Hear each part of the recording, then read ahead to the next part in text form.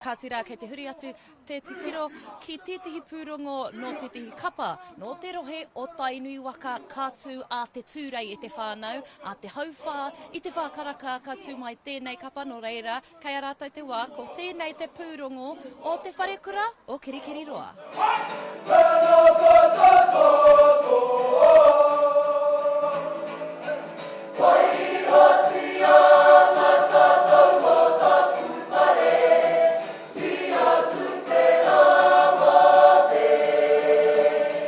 Kaupapa nui, ara ko te reo rangatira, ko te reo Māori.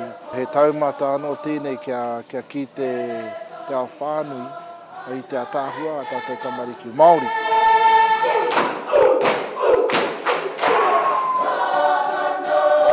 Ko te momo tū a te Wharekura o Kirikiriroa, he tū Māori, e hara i te mea he wherehe ngā aringa, hei oi, ko te whakapono nui me te whakapuaki i tā tāua whakapono te mātua o a tātou mahi.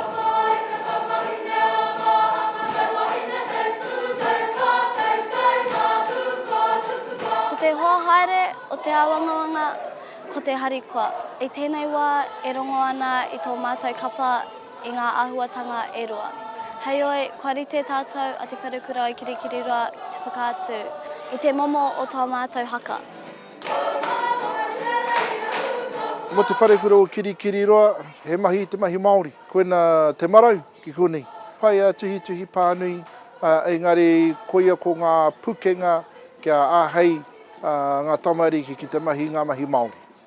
Hei anō, kia mātua rā ko tēnā ki ngā aronga a ngā tamariki.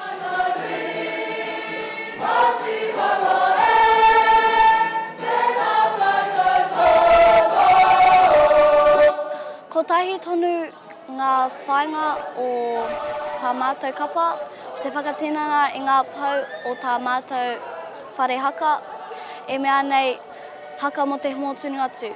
Kia titiki mātou i tēnā, ka hari koa mātou.